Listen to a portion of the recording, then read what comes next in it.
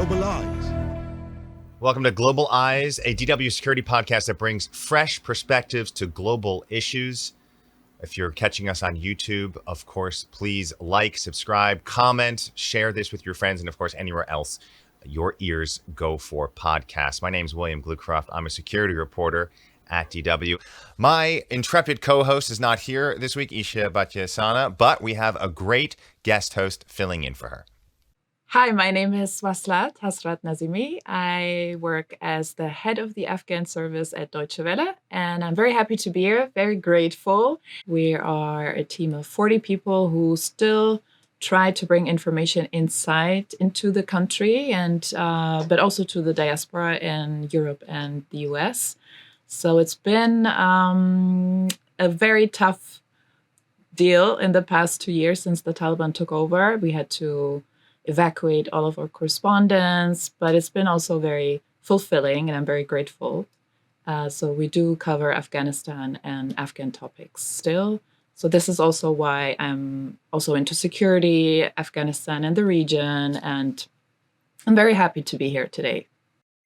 Yeah, it's such an important amount of work that you do. Like you said, bringing information into Afghanistan and getting information out of Afghanistan to us. And that, of course, is the perfect connection to this very podcast, since we are also trying to make that bridge between here in Europe and security issues, particularly in Southern Asia and Central Asia, right? Those key regions that you cover. And today we're talking about what, the big thing that just wrapped up, which is the Conference of Parties, better known as COP, the climate conference, the major global climate conference in Dubai. Waslat, I mean, these things happen every year, and it seems like in some ways nothing changes, and some things a lot changes. What was your kind of major takeaways?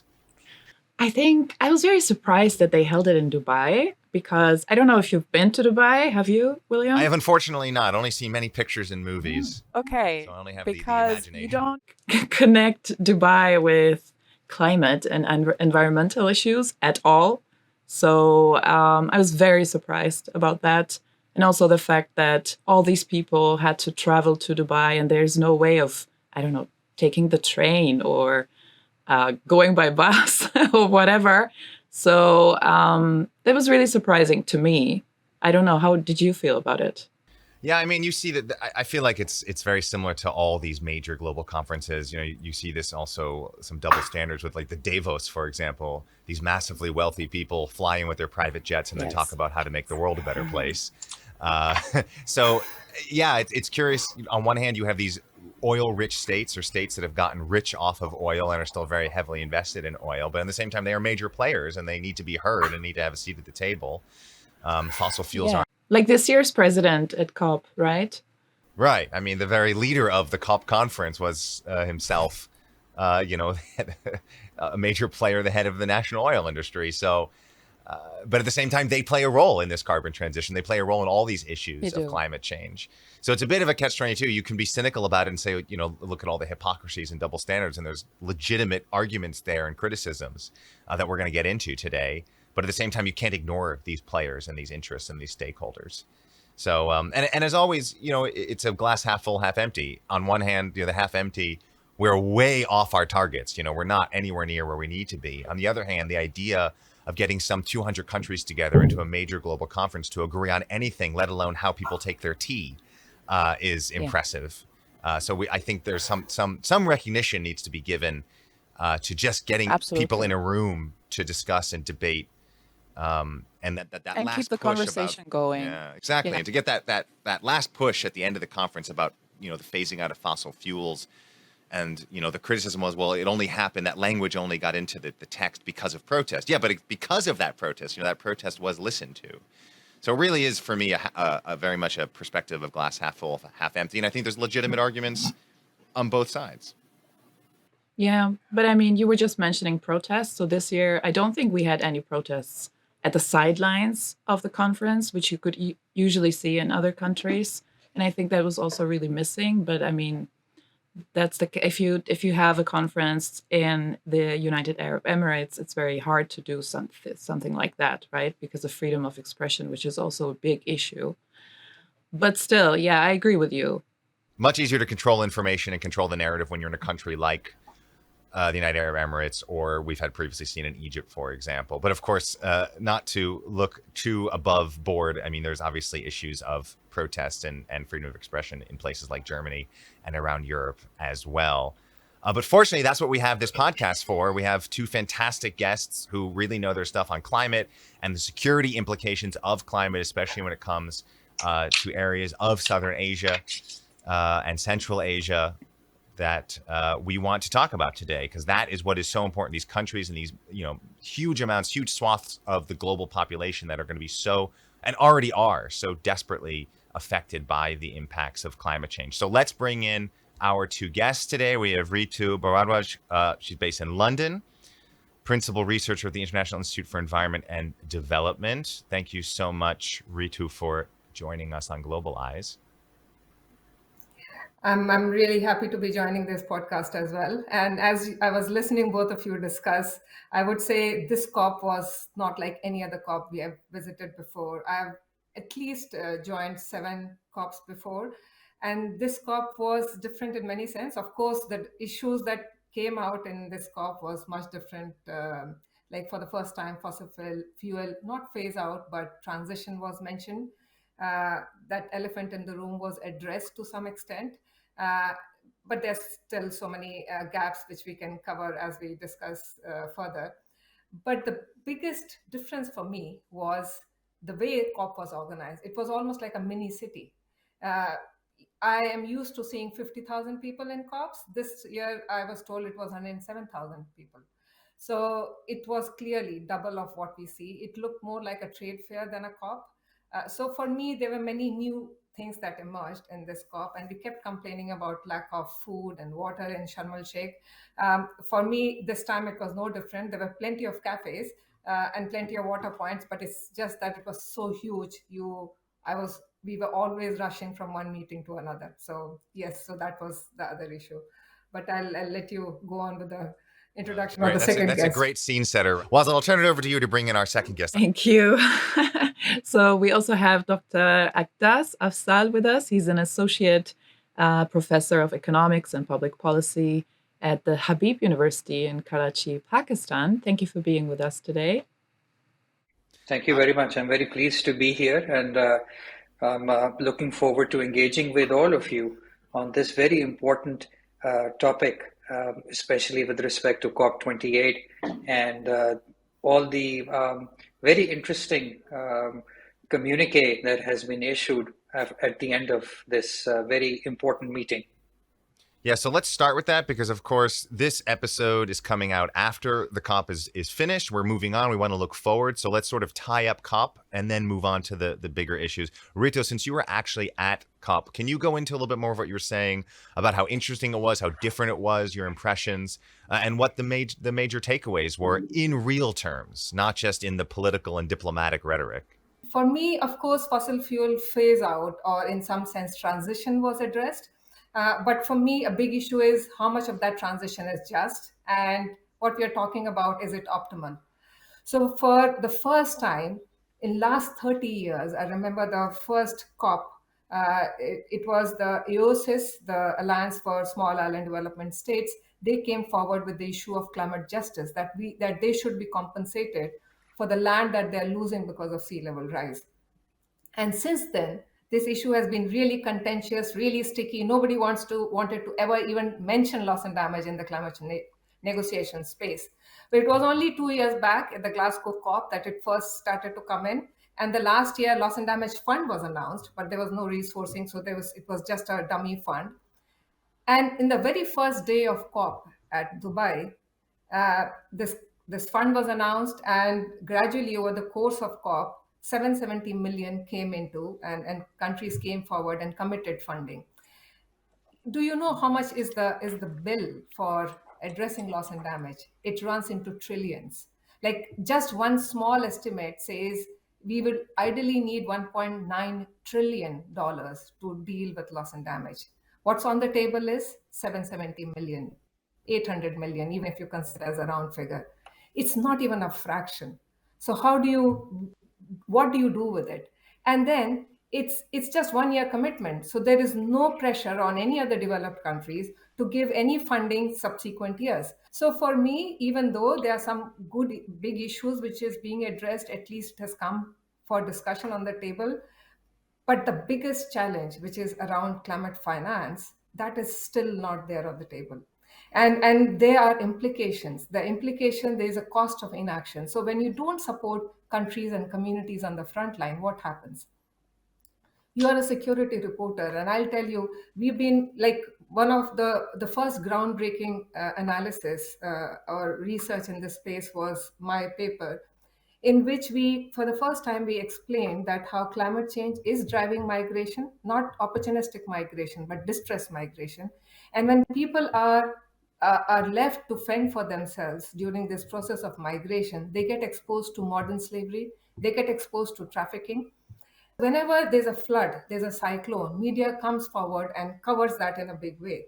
Which, what does it mean in that sense is it creates a political pressure on the government to provide humanitarian assistance. For example, Pakistan flood.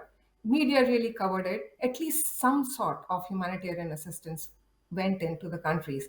But if you look at some of the slow onset events, for example, sea level rise, salination, desertification, does it ever get covered by media? No. It acts like a slow poison. And when I say slow poison, it means that people are left to fend for themselves. And what our data really showed, we picked up two locations which was exposed to climatic impact, both slow onset and the rapid onset. And it clearly showed that in the slow onset area, the level of people who are being migrating and exposed to trafficking was 42%, and those in the rapid onset area was, like, for example, floods and cyclone, it was 16%. Now, by no means I'm saying 16% of people exposed to modern slavery or trafficking is good, but 42%, or almost 2.5 times, it's really bad, because many of these countries, like Bangladesh, India, Pakistan, we all boast about our early warning system. Yes, we have early warning system, but early warning systems are there around flood, to some extent, around cyclone, but nothing around drought early warning system.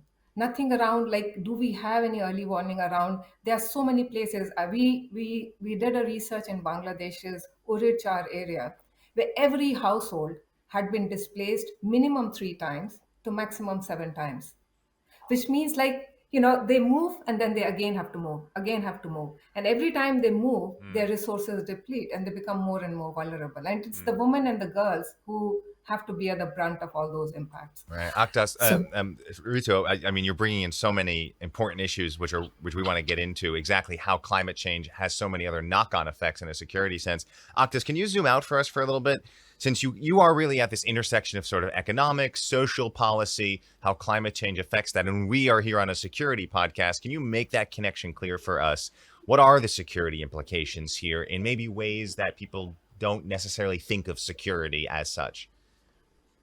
Okay, thank you very much for that question. But before I get into answering this question, I just want to put a very interesting point on the table, and that has to do with the final words of the communique that has been issued by COP28. And for the first time, the use of the word fossil fuels has been added. So I think in that sense, it is important. But I want to talk about something that is somewhat interesting.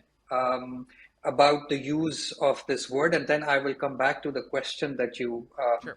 asked me about the security implication. I think the thing that I want to talk about has to do with this ongoing conflict, or how should I say, a power struggle that is going on between certain countries that produce hydrocarbons and the other countries that have basically used these hydrocarbons or fossil fuels to become exceptionally rich in history. And I personally think that this conflict needs to be resolved in the coming years, because the way I see it, I find it a bit strange that here are these very rich countries, some of the big economies of the world that have basically been using fossil fuels for the last 250 years, ever since the Industrial Revolution. They've become exceptionally rich in the history of the human race. And now they basically want to have certain countries in the Middle East foot the bill for providing mitigation funds. So I think this is a bit surprising to me, and I think this needs to be resolved in the coming years. So I think that there needs to be a reconceptualization of how we look at who is going to be paying a majority of the funds towards mitigation and adaptation. And I think just because some countries are producing fossil fuels does not automatically mean that they should be footing the bill. I think it should be those countries as well that have, how should I say, released a great majority of emissions into the atmosphere and have become phenomenally rich for the first time in human history. So I think that is a very important point. The difference between emissions and difference between where hydrocarbons or fossil fuels are simply produced. I think that needs to be resolved in the coming years. So now to address the specific question that Before you asked me about I do want to get security. back to my original question, but since you've opened up this this area, you say we need to solve this conflict. I think many people would agree with you. How does that happen? Because that conflict between especially like rich Western countries and developing countries or newly industrialized countries is very much real and very much intractable. And also, if I may add, some of the developed countries are also saying that a few of the developing countries, like India and China, should also be paying. So I think this also adds to that, what you just said, Agdas. Yes, it absolutely does. I think at the end of the day, we have to, like I said, we have to look at the quantity of emissions that are being released into the atmosphere, and we have to base um, a system of providing assistance to those who are getting impacted the most based on what is being emitted into our atmosphere, not simply because hydrocarbons or fossil fuels are found in a particular part of the world. So, I mean, a gun that is produced by a particular firm is used for multiple purposes: for hunting, for sports, for protection. And if somebody decides to use a gun to commit a crime, it does not automatically mean that you should go and find fault with the person or the firm that manufactured that gun. It's the use that gun is being put to is what is important. So I think that perspective needs to be brought into our negotiations in the coming years. So now let me try to get back to the question that was posed to me about security, especially in the context of South Asia. I think it's a very, very important question, because South Asia is a region that is already politically volatile. I mean, there is conflict between countries, and there is also intra-country conflict going on within countries in South Asia. So I think, and also the fact that South Asia is a region that is extremely water stressed. And because of climate change, and we already have evidence, I mean, for example, evidence coming from last year, floods in Pakistan, that the pattern of the Indian monsoon, the way it travels through Pakistan, is changing both temporally and spatially. So in terms of when it actually occurs, that time is changing, and which areas are inundated because of rains, that's also changing. So I think because of that, if there is a certain level of food security, insecurity that comes about, how that is going to bring about conflict over water resources between, say, India and Pakistan, I think that is a nightmare scenario, because both of these countries are also nuclear countries. So I think there is a need to look at this issue very, very seriously, and to make different mechanisms through which there can be an effort to make joint strategies, forward-looking strategies. I think one way in which, at least in the case of India and Pakistan, could approach this issue, I think it could be through a demilitarization of glaciers. I mean, both of these countries are spending tremendous resources in, putting up their people and resources where the glaciers are. I think a forward-looking strategy could be to develop certain mechanisms whereby these glaciers can be demilitarized.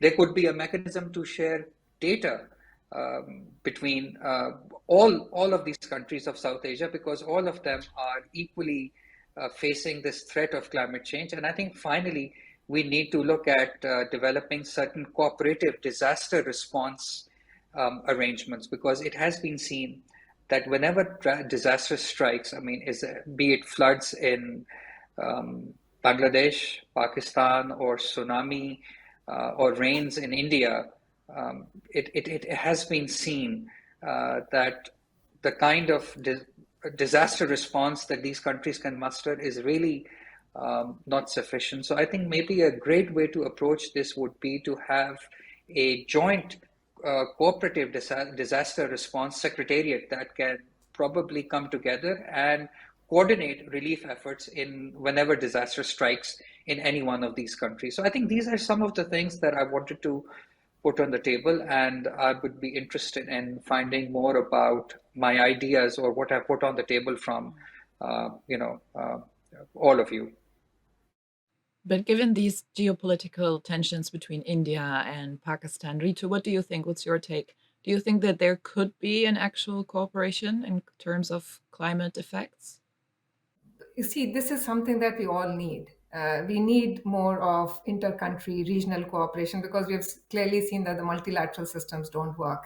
So I would, just build on what he said. See, it's fine to manufacture guns and then use it for different purposes, but we also need to have some regulations around it. You can't just use it as you please, because here we are talking about environment, atmosphere, air, which is a common property, and that's what leads to tragedy of commons. Nobody wants to own up to the responsibility, and then there has to be some mechanism by which it has to be regulated.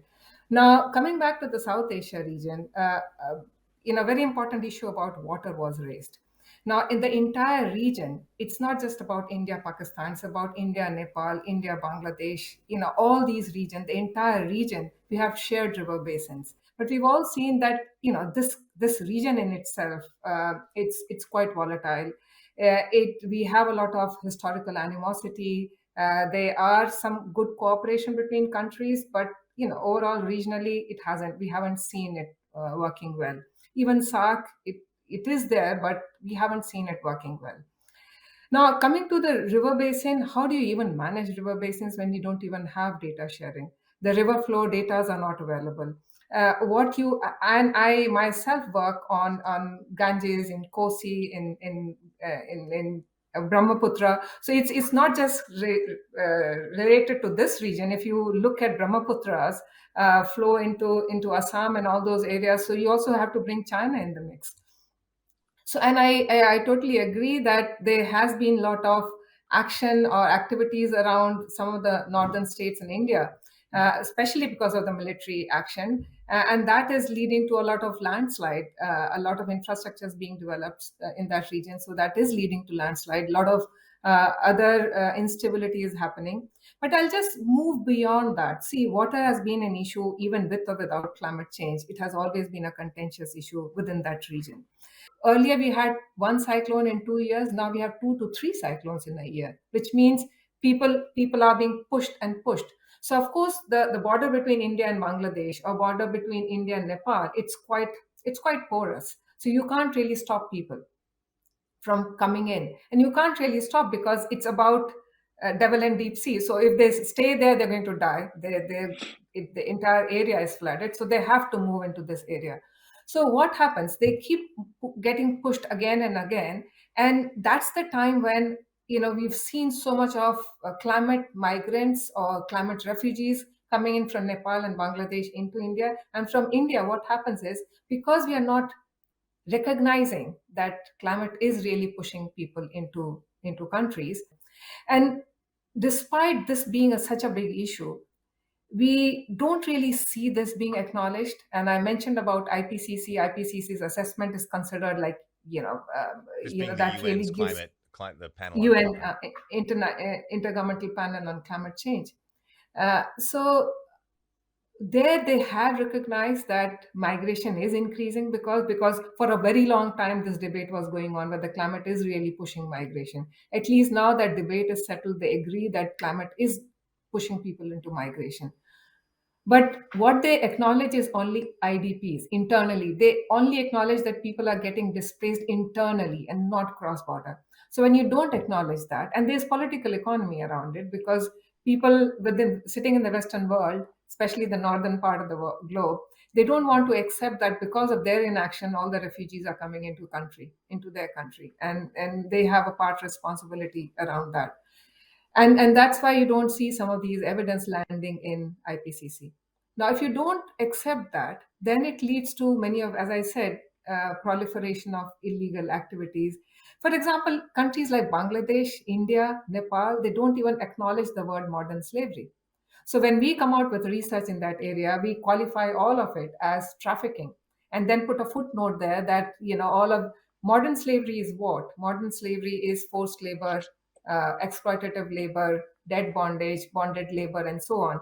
So people there don't want to accept that even after colonization is over, we still have slavery-like situation. Aktas, I'm So curious. I'd love to go back to. I'm really fascinated by this divide you're looking at between countries that, as you say, got very rich off of using fossil fuels, and countries that now would like the opportunity of the same thing, the same prosperity.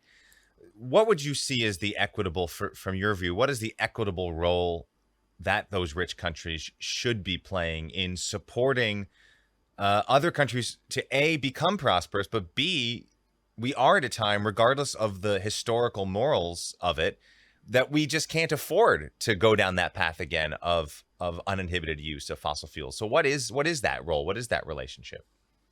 I think I'm going to make a point that sort of speaks to what Ritu just said, and then I will return to your question if you would allow me. I think the point that I want to make is, and this comes directly from the point that she was making, that how difficult it is to create a working relationship between countries like India and Pakistan that have these historical animosities. But, I would just like to remind your audience about this very successful Indus Basin Water Treaty 1960 that was concluded between India and Pakistan on how to share the different tributaries in the Indus Basin. And this treaty, mind you, has withstood three wars between the two countries. So there is evidence to suggest that if a particular climate related or an environmental treaty is seen as just between countries, that it has the potential of actually being sustainable. So I think this treaty should be used as an example. And the two countries and other countries, looking at the example of these two countries, need to build new relationships with each other, because environmental and climate related issues don't really stop at a country's borders. So I think, having said that, I would now return to the question that you posed me. And this question was about, how is this conflict between, well, I shouldn't say the conflict, the tension between countries that have become rich over the years, having used all these hydrocarbons and fossil fuels, and now other countries that are trying to do so. I think this is where the role of COPs comes in. And I think this is why COPs, even though they take place in places like Egypt or Dubai or Azerbaijan, which is, I believe, going to be hosting the next COP, if I'm not mistaken, it is so important, because we need to really engage in a dialogue between different stakeholders, between least developed countries that are trying to now become rich by using some fuels that leave more emissions compared to some other fuels. So I'm talking about countries like India that uses a lot of coal in its energy mix, and coal, mind you, is not considered one of the cleaner fuels. I mean, however you want to put it. And countries that produce hydrocarbons. I mean, these would be the oil producing countries. And finally, a third group of countries, which are Western or countries in the global north, as they are called, that have become exceptionally rich over the last 250 years, having used fossil fuels. So I think there are three different groups of countries that now need to come together. These are not just oil producers and oil consumers.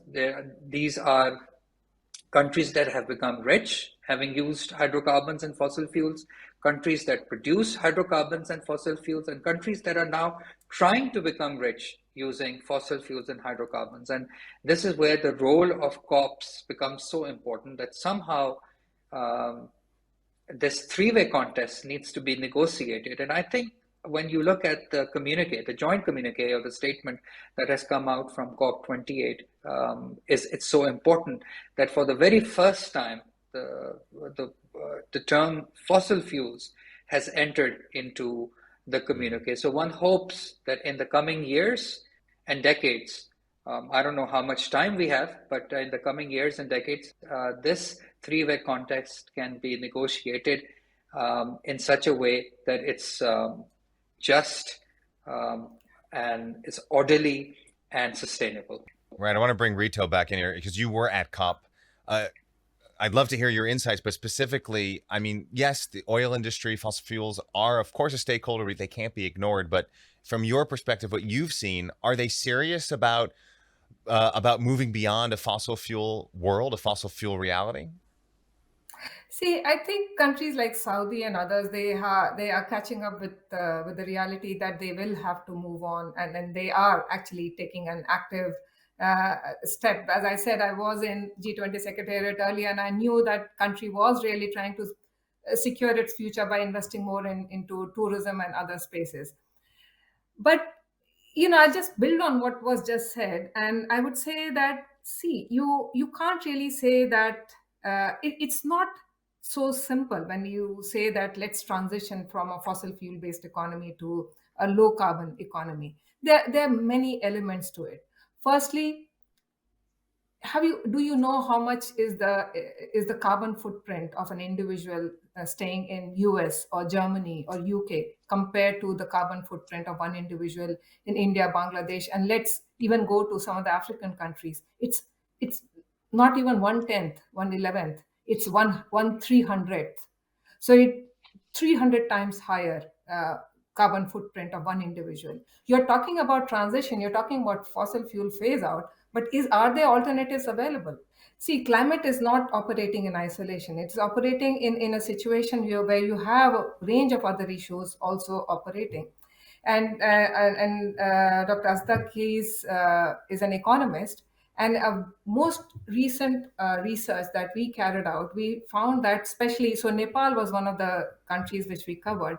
So, and we looked at the last 30-year climatic data. So one last 30-year climatic data shows that not just the intensity, but also frequency of climate impacts have increased. And every time a country is hit by a climatic disaster, their debt levels goes up. But the countries don't have enough money to provide that relief, rescue, rehabilitation support, then there is distrust within the country. So you can see, like, if you draw the The similarity distrust between, again, Ritu, which leads to security issues as well. absolutely, climate impact has a domino effect.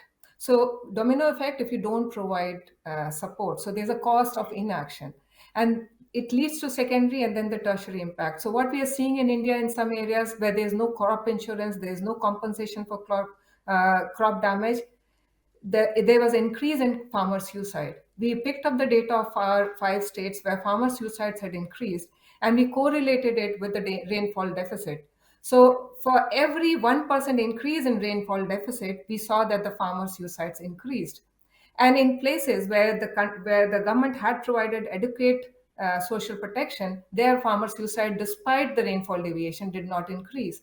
So, like, it's the same thing. And the reason behind that was because communities, when they are not provided any financial assistance by the government, they use their own resources, they use their own savings to tide over the crisis. So they are piling debt on debt to recover from the crisis that they did not create. And similarly, many of these countries, like Pakistan, Sri Lanka, India, and all of these countries, every time they're hit by crisis, it's not because of poor economic policy that they're being pushed into debt. It is also because of climatic disaster that they're being pushed into debt. And these debt is also occurring on top of the COVID crisis, which led to economic shutdown and all of that. So there are different ripple effect that happens because of this, and we need to be mindful of it.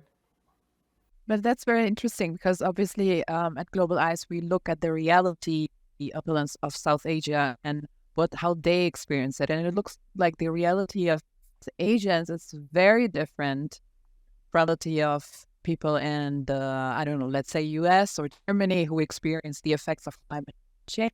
And you just mentioned farmer suicide. Could you tell us more about it? Because just recently I saw a Bollywood movie where this was also picked up. It was one movie.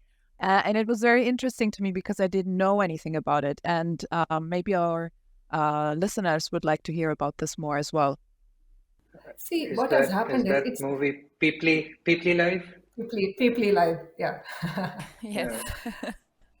See, the thing is, you also have to understand these 5 states that we picked up, which had the highest number of farmer suicide. These are also states where they produce cotton.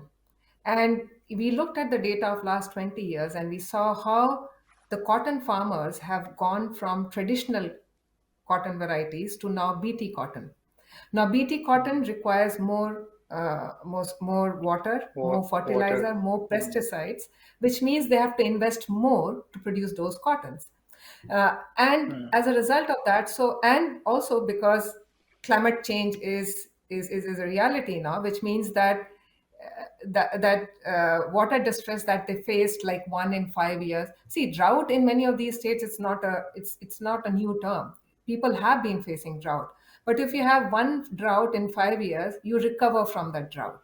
But if you have a drought every year, then you are not able to recover from it. And we saw that there was a very strong correlation. Every time the rainfall deviation increased, the farmer suicides increased. And we also tried to unpack the reasons for that. India has a very strong caste-based system. So the castes which have been traditionally marginalized, so the farmers from those communities were more prone to suicide compared to the farmers from castes which are better off.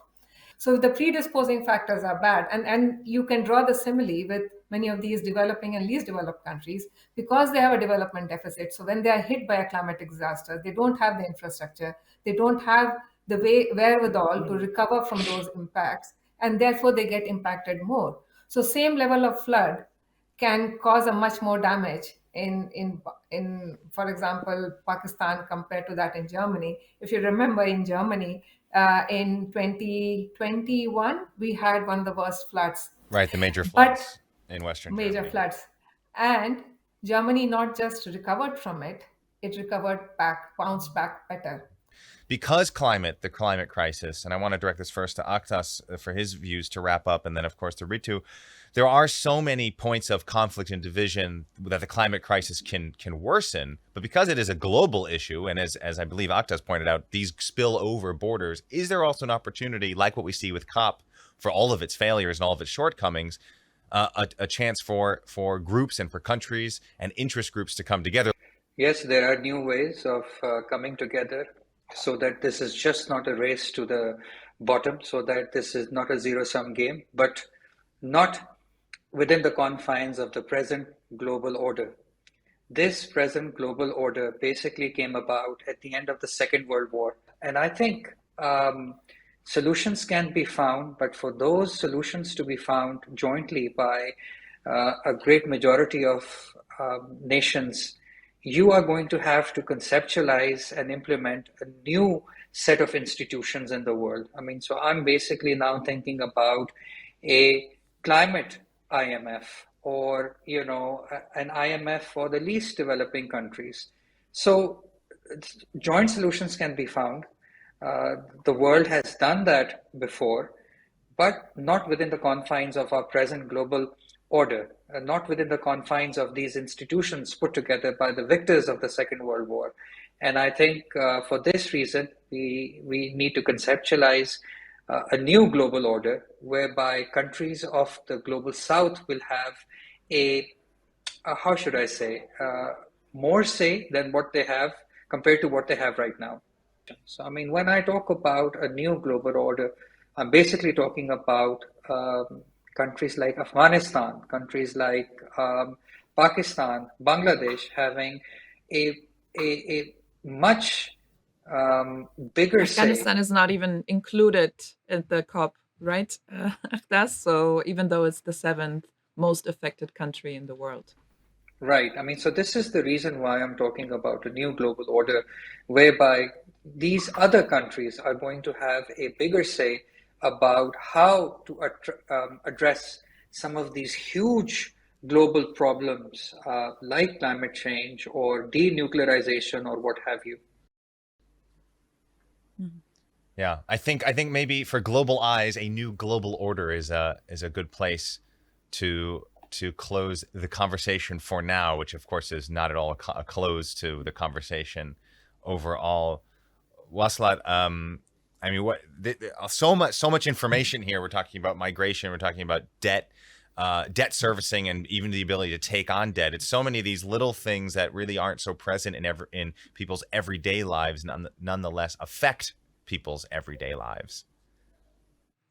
Absolutely. I think it's really important that we also look at this was, I think, my biggest takeaway from the conversation we had, that we really look at the realities of people living under current circumstances in South Asia, in the global South, and how they are affected. And I think me and you, William, our task in the future would also be, as people who work in media, to make these people and their stories more visible. Well, that's certainly what we're trying to do here at Globalize by bringing in some voices that we might not otherwise hear, at least in places like Germany and the U.S. As Agdas pointed out, the places that have benefited the most from a pre-climate change world, when it was totally, of course, not a question to be able to use these kinds of fossil fuels, these resources available for human development, which of course we now have to take a much more careful look at. I want to just thank our guests, Agdas, Afzal, currently in Riyadh, but with the Habib University in Karachi, Pakistan, Associate Professor of Social Development and Public Policy. And Waslat, we'll switch roles from our intro, from our top of our show. Sure. Thank you. And thank you, Ritu Bharadwaj, who is currently located in London, and she's a principal researcher at the International Institute for Environment and Development. Thank you so much. And you've been listening and watching Global Eyes, the DW security podcast that brings voices and perspectives from all around the world, especially in what we know as the Global South, on matters important to everybody, but as we've heard today, some more than others. You can get, of course, us on YouTube, where you can like, comment, subscribe, join us in the conversation, tell us what you think, and of course, anywhere else you go for podcasts, we are there too, and we will see you next time. I am William Glucroft, security reporter for DW. And I'm Waslat Hasrat-Nazimi, and it was a pleasure to be here for Isha, and she'll be back next time. Thanks so much. Global Eyes, a new take on security policy by DW.